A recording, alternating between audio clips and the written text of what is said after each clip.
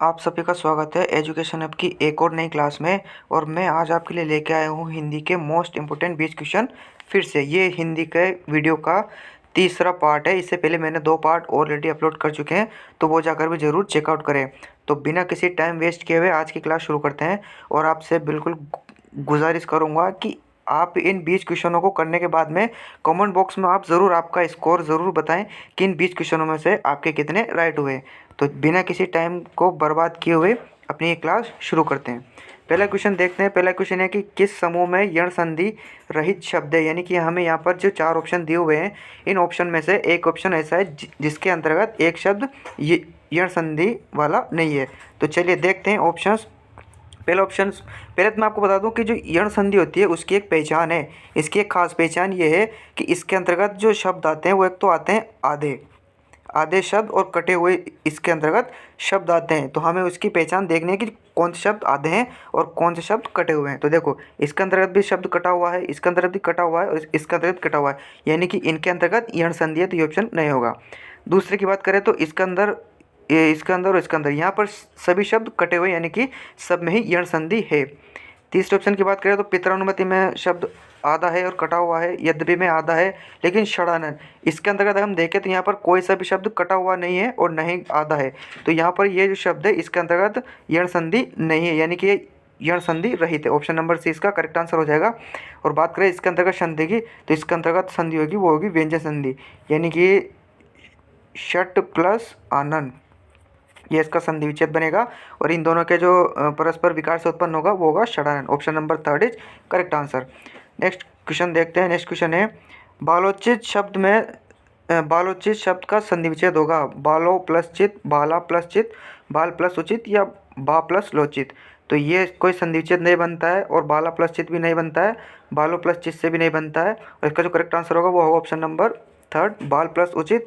और बात करें इसके अंतर्गत संधि की, तो यानी कि देखो ए प्लस उ अगर इसके संयोग से बनता है वो बनता है ओ, यानी कि ये जो उदाहरण है ये गुण संधि का उदाहरण है। Option number 3 is correct. Next question है निश्चल में कौन सा उपसर्ग लगा है। निश्चल की बात करें, यानी कि ये वाला, एक मिनट मैं इसको लिखता हूँ अभी। निश्चल यानी कि इसके अंतर्गत कौन सा उपसर्ग लगा हुआ है। तो इसका अगर हम संधि विच्छेद करेंगे तो हमें कुछ ये प्राप्त होगा, निस प्लस चल, निस प्लस चल, यानी कि इसके अंतर्गत जो उपसर्ग हमें प्राप्त हुआ वो प्राप्त हुआ आपका ऑप्शन नंबर डी में। निर नहीं है, नी भी नहीं है और ये नी भी नहीं। ऑप्शन नंबर 4 इसका करेक्ट आंसर होगा। नेक्स्ट क्वेश्चन है निम्न में से ई प्रत्यय से निर्मित शब्द कौन सा नहीं है, यानी कि जिसके अंतर्गत ई प्रत्यय का प्रयोग नहीं हुआ है। तो टोकरी के अंतर्गत ई प्रत्यय है, नाली के अंतर्गत ई प्रत्यय है, मंडली के अंतर्गत ई प्रत्यय है, लेकिन जो नगरीय शब्द है इसके अंतर्गत ई प्रत्यय नहीं है, इसके अंतर्गत ई प्रत्यय, यानी कि नगर में अगर हम ई जोड़ देंगे तो बन जाएगा नगरीय। Option number 1 is correct answer. Next question है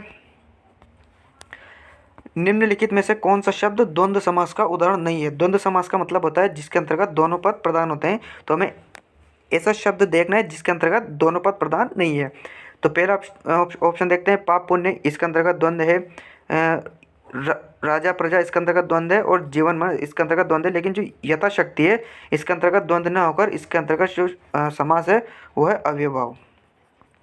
option number 2 is correct answer. Next question है किस शब्द में बहुब्रीहि समास का उदाहरण है। तो बहुब्रीहि समास मतलब कि ऐसा समास जिसके अंतर्गत कोई दोनों पद को छोड़कर कोई अन्य पद प्रधान होता है। तो बहुब्रीहि समास का उदाहरण हमें बताना है। तो गोबर गणेश नहीं होगा, धर्मभ्रष्ट नहीं होगा और जलायमान नहीं होगा। इसका जो करेक्ट आंसर होगा वो होगा आपके ऑप्शन नंबर 2 नीलकंठ, यानी कि नीला है कंठ जिसका अर्थात शिव जी, यानी कि इसमें तीसरा अर्थ निकल रहा है शिव जी, तो इसके अंतर्गत होगा बहुब्रीहि समास। Option number 2।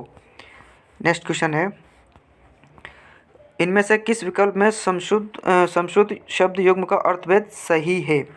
तो इसका जो करेक्ट आंसर होगा वो होगा आपके ऑप्शन नंबर 4 व्यंजन और व्यंजन, यानी कि व्यंजन का जो अर्थ होता है वो होता है पंखा और व्यंजन का जो अर्थ होता है वो होता है पकवान। ऑप्शन नंबर 4 का करेक्ट आंसर होगा, बाकी ऑप्शंस गलत हैं। नेक्स्ट क्वेश्चन है निम्नलिखित में से कौन सा शब्द दुष्ट का पर्यायवाची नहीं है। तो दुष्ट का जो पर्यायवाची नहीं होगा वो होगा आपका करेक्ट आंसर ऑप्शन नंबर 2 खलक, क्योंकि ये जो है ये संसार का पर्यायवाची है। बाकी जो खल, दुर्जन और उद्यम ये सभी दुष्ट के पर्यायवाची है। नेक्स्ट क्वेश्चन है गुप्त शब्द का विलोम चुनिए। तो गुप्त का मतलब होता है यानी कि छुपा के रखना, उसे छुपा के रखना। तो इसका जो विलोम बनेगा वो बनेगा आपके प्रकट, यानी कि ऑप्शन नंबर 1। बाकी प्रसार इसका ऑप्शन नहीं होगा, प्रच्छन्न भी नहीं होगा और गुप्तचर भी नहीं होगा। नेक्स्ट क्वेश्चन है, निम्न में से वर्तनी की दृष्टि से शुद्ध अशुद्ध वाक्य हमें यहाँ पर बताना है। तो अनुशय की बात की जाए तो ये बिल्कुल ऐसे ही लिखा जाता है, एनक बिल्कुल ऐसे ही लिखा जाता है और संशय भी ऐसे लिखा जाता है। लेकिन जो संकट है, ये संकट ऐसे नहीं लिखा जाता है, संकट ऐसे लिखा जाता है। संकट और अंक की मात्रा ऊपर लगती है, यानी कि ऑप्शन नंबर जो 3 है वो बिल्कुल करेक्ट है। नेक्स्ट क्वेश्चन है, निम्नलिखित में से शुद्ध वाक्य को छांटिए। शुद्ध वाक्य का हमें यहाँ पर चयन करना है। तो पहला वाक्य देखते हैं, मुझसे ये काम संभव नहीं है। तो संभव के साथ नहीं आता है, यानी कि जो फर्स्ट ऑप्शन है वो ये गलत हो जाएगा। और दूसरे की बात करें कि वह बिल्कुल बात करना नहीं चाहती, इसको देखते हैं।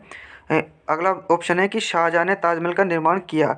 तो शाहजहाँ ने ताजमहल का निर्माण नहीं किया था, उन्होंने ताजमहल का निर्माण करवाया था, यानी कि ये जो वाक्य है ये गलत हो जाएगा। अगला देखते हैं, भालू और मानव एक पेड़ पर चढ़ते हैं। तो भालू और मानव एक पेड़ पर नहीं, एक ही पेड़ पर चढ़ते हैं। तो ये ऑप्शन भी गलत हो जाएगा, यानी कि करेक्ट आंसर जो बनेगा वो बनेगा आपका ऑप्शन नंबर 2 कि वह बिल्कुल बात करना नहीं चाहती थी। इस वाक्य में किसी प्रकार की त्रुटि नहीं है। नेक्स्ट क्वेश्चन है, निम्न में से किस विकल्प में एक वाक्यांश के लिए दिया गया एक शब्द सुमेलित नहीं है। तो देखो, जिसने मृत्यु को जीत लिया वो मृत्युंजय, ये बिल्कुल सही है। जिसने तीसरा ऑप्शन है कि जिसे जानना आवश्यक हो गे, ये भी सही है। और वह स्थान जो दोनों भ्रकुटियों के बीच होता है वो भ्रकुटी, ये भी सही है। लेकिन जो तीनों कालों को जानता हो वो सर्वज्ञ नहीं होता है, वो त्रिकालज्ञ होता है। त्रिकालज्ञ, सर्वज्ञ का मतलब होता है जो सभी को जानता है, यानी कि ऑप्शन नंबर जो 2 है वो बिल्कुल करेक्ट होगा। अगला क्वेश्चन है कि अपना मीट अनकर तीत मुहावरे का जो सही अर्थ होगा वो ये होगा कि ऑप्शन नंबर 1 इसका करेक्ट आंसर होगा कि खुद की बात अच्छी और दूसरे की खराब। तो इसका जो अर्थ होगा वो ये होगा, यानी कि अपना मीट और अनकर गीत। Option number 1 is correct. Next question है, ये क्वेश्चन लगभग सभी का सही होगा और सभी इसको जानते भी होंगे कि बंदर के जाने अदरक का स्वाद, इस कहावत का क्या अर्थ होगा। तो इसका देखो, बंदर को अदरक का स्वाद मालूम नहीं है, ये बिल्कुल नहीं होगा। पागल व्यक्ति अच्छी वस्तु को फेंक देता है, ये भी नहीं होगा। और बंदर के मुख में स्वाद इंद्रिय नहीं, ये तो बिल्कुल भी नहीं होगा। इसका जो करेक्ट आंसर होगा वो ऑप्शन नंबर 4 के गुणहीन व्यक्ति जो होते हैं वो अच्छी वस्तु का भी अनादर करते हैं, क्योंकि उनको उस चीज़ की वैल्यू पता ही नहीं होती है। तो ऑप्शन नंबर जो 4 है वो इसका सही जवाब होगा। अगला क्वेश्चन है कि निम्नलिखित में से किस शब्द में तद्धित प्रत्यय का प्रयोग हुआ है। तो पहले तो आपको पता होना चाहिए कि जो प्रत्यय होते हैं वो 2 तरह के होते हैं। एक तो होते हैं कृत प्रत्यय और एक होते हैं तद्धित प्रत्यय। कृत प्रत्यय की बात की जाए तो ऐसे प्रत्यय जो एक तो या तो धातु के पीछे लगते हैं या क्रिया के पीछे लगते हैं। तो धातु और क्रिया के पीछे लगते हैं जो कृत प्रत्यय होते हैं, और इनको छोड़कर जिसके भी पीछे लगते हैं वो तद्धित होते हैं। तो हमें यहाँ पर बताना है कि जो तद्धित प्रत्यय कौन सा, यानी कि जो धातु के में नहीं जुड़ा हो। ऑप्शंस की अगर हम बात करें तो पहला ऑप्शन ही इसका जो सही जवाब हमें मिल चुका है, क्योंकि जो वार्षिक है, ये जो शब्द जुड़ा हुआ है ये वर्ष का, इसका जो मूल शब्द है ये वर्ष है। भिड़ंत की बात की जाए तो भिड़ंत, तो ये शब्द जुड़ा हुआ है, मूल शब्द जो है वो है भिड़ना, यानी कि ये क्रिया है। लड़ाई की बात की जाए तो लड़ना, ये भी एक क्रिया है, यानी कि ये कृत प्रत्यय। मिलाप की बात की जाए तो मिलना, ये भी एक क्रिया है। तो ये जो तीनों ऑप्शन है ये है आपके कृत प्रत्यय के, बाकी जो वार्षिक है ये आपके तद्धित प्रत्यय का उदाहरण है। ऑप्शन नंबर 1 इसका करेक्ट आंसर होगा। नेक्स्ट क्वेश्चन है, किस शब्द में तत्पुरुष समास है। तत्पुरुष समास का मतलब जिसमें कारक चिन्ह का प्रयोग होता हो। तो देखो, निडर की अगर हम बात करें तो निडर में होता है अव्ययभाव समास। अव्ययभाव, क्योंकि इसके अंतर्गत नि उपसर्ग का प्रयोग हुआ है, तो ये भी नहीं होगा। लंबोदर की बात की जाए तो लंबा है जिसका उदर अर्थात बहुब्रीहि समास इसके अंतर्गत होगा। बहुब्रीहि समास अर्थात गणेश जी, तो इसके अंतर्गत भी तत्पुरुष समास नहीं होगा। तुलसीकृत, इसके अंतर्गत बहुब्रीहि समास होगा, क्योंकि इसका जो समास विग्रह होगा वो यही बनेगा, तुलसी जी द्वारा कृत या उनके द्वारा रचा हुआ। तो इसके अंतर्गत जो समास होगा तुलसी जी द्वारा, तो के या द्वारा। तो कर्ता ने कर्म को करण से कर्ता ने कर्म को करण से या द्वारा, तो इसका अंतर्गत होगा कर्ण तत्पुरुष। Option number 3 is correct answer. Next है, रेलगाड़ी का सही समास विग्रह होगा रेलगाड़ी। रेल और गाड़ी जी नहीं, पटरी पर चलने वाली रेलगाड़ी, तो ये भी नहीं होगा। रेल से चलने वाली गाड़ी ये भी नहीं होगा। इसका जो करेक्ट आंसर होगा वो ऑप्शन नंबर 4 कि रेल पर चलने वाली गाड़ी, यानी कि जो रेल होती है वो पटरी को रेल बोलते हैं, तो इस पर जो गाड़ी चलती है उसे बोलते हैं रेलगाड़ी। Option number 4 is correct answer. Next question है, आभरण और आमरण शब्द का सही अर्थ भेद होगा। तो देखो, आपने एक शब्द सुना होगा आमरण अनशन, यानी कि ऐसा अनशन या फिर ऐसा धरना जो जब तक मर ना जाए, यानी कि मृत्यु पर्यंत। ऑप्शन नंबर जो 3 होगा वो बिल्कुल करेक्ट होगा, यानी कि आमरण का जो अर्थ होता है वो होता है मृत्यु पर्यंत, यानी कि जब तक मर ना जाए, और आभरण का जो अर्थ होता है वो होता है आपके आभूषण। नेक्स्ट क्वेश्चन है, आकाश में चंद्रमा चमक रहा है रेखांकित शब्द का पर्यायवाची नहीं है, यानी कि हमें यहाँ पर बताना है कि इन 4 में से जो आकाश का पर्यायवाची कौन सा नहीं है।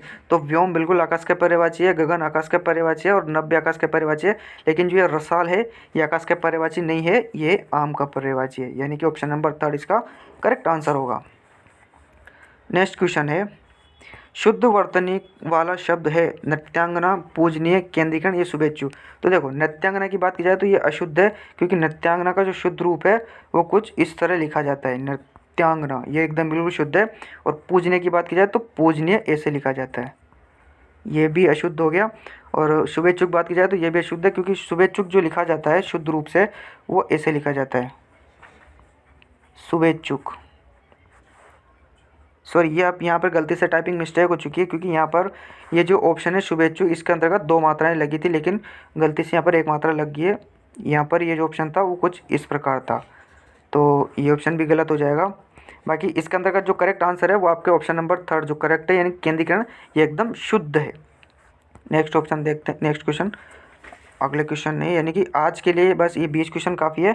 आप मुझे कमेंट बॉक्स में ज़रूर बताएं कि 20 में से आपके कितने क्वेश्चन सही हुए हैं, और उम्मीद करता हूँ आज की क्लास आपको पसंद आई होगी। ऐसे क्लास को ऐसे जो क्वेश्चन है वो जल्दी देखने के लिए चैनल को ज़रूर सब्सक्राइब कर लें। आपके पास अभी भी खैर टाइम तो बचा हुआ है, क्योंकि आपका पेपर 4 तारीख को है, तो अभी भी खैर टाइम है। वैसे पेपर 4 को है तो टाइम तो है, तो चैनल को ज़रूर सब्सक्राइब कर लें, और मिलते हैं आपसे अगली वीडियो में। तब तक के लिए धन्यवाद। जय श्री राम।